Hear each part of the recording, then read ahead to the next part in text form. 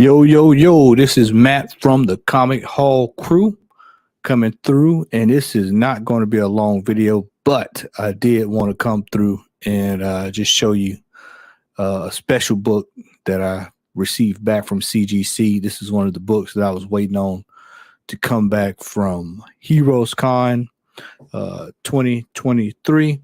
Hope that everyone is doing well. I'm going to go ahead and fire up a little bit of this music here.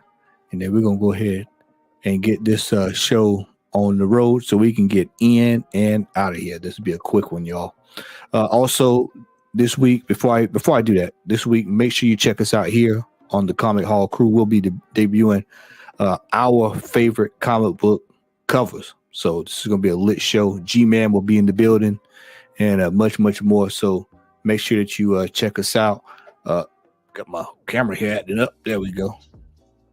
I can get it in order here. Trying to focus there. There we go. We have G-Man in the building, much, much more, and a couple other guest people who decided to join us.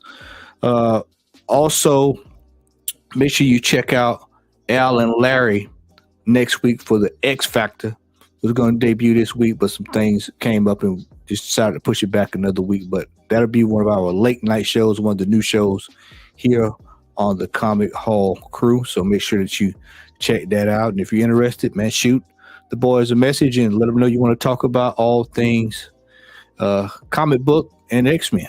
So without further ado, we're going to get into this. Let me give you some backstory on this. So one of these books is a book that I had been looking at for a while that I was interested in getting. Another one is a book that I thought I'd never get.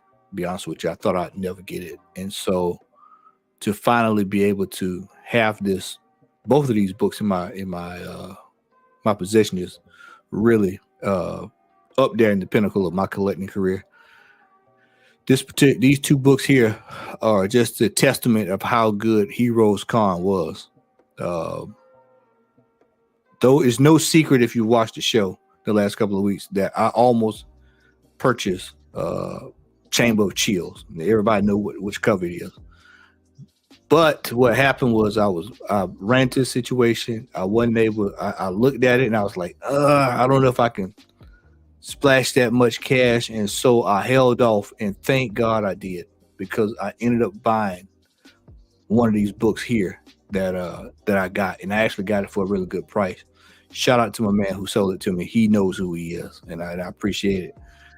So here we go, right down to it. First book.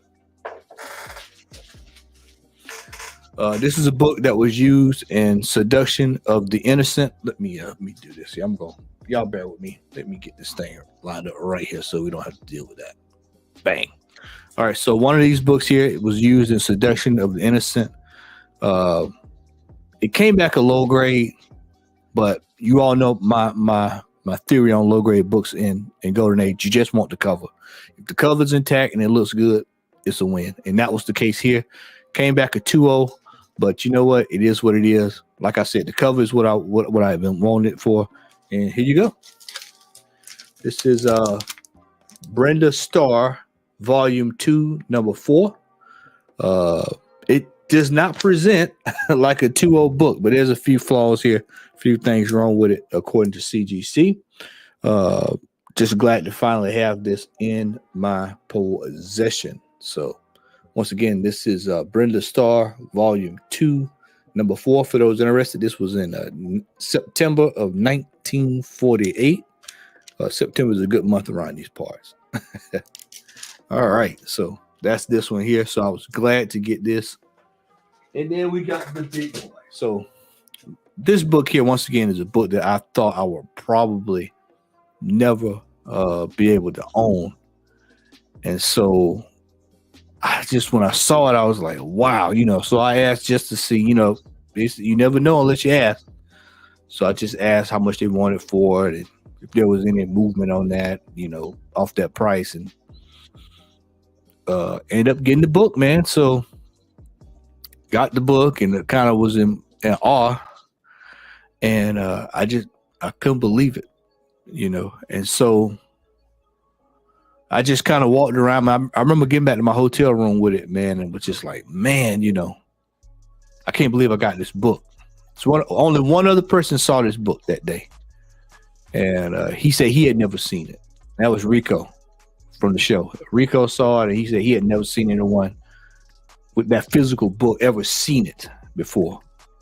So I knew it was, when you look at books that are rare, my hedge my bets. I tell people I think I'll see Chamber of Chills again, and I'll save up for it for next go around. This is a book I don't know if I'll ever see again out in a while. And I went and checked a couple of sales, and there's a couple here and there, but it's a book that doesn't move a lot. If it gets bought, it tends to get held on to for a while. The only person I know that might even have this, and I'm not even 100% sure, will be Comic Collector Geek. Will probably be the only person I know, and I hadn't even shown Alan because I wanted to surprise everybody. I started to tell Alan, but I was like, nah, I'm gonna surprise everybody. So without further ado, this is a Matt Baker Grail here. This is a book that I thought I would never, and when I say never, I mean that in the truest sense of the word, never be able to achieve this. So Heroescon 23 was an absolute success. I absolutely enjoyed it, man. And when you come home with books like this from a show, you know you got to go back. Without further ado, ladies and gentlemen, it is 7 Seas, number 5 from Universal Phoenix feature, 1947, Matt Baker cover art, 4.0. When I say I was so excited to have gotten this book, I've gotten 2 Phantom Ladies this year, but this here was the book that just put the smile on my face and just said, this is it, man. If I don't get anything massive anymore this year, this would probably be this is probably one of my biggest pickups. I have to put this pickup up there with Turtles 1 first print. When I got my whole 181 for the price I got it, this is up there. This is up there, man. This is one of my all-time favorite pickups here. And just being able to walk out, man, and get this. And I remember watching I remember talking to a couple of vendors at the show, and, world famous Dave even was like, wow, when he saw it. There's certain books that a lot of people don't see, and this is one of them. You don't see it. And if you do see it, you better grab it when you see it.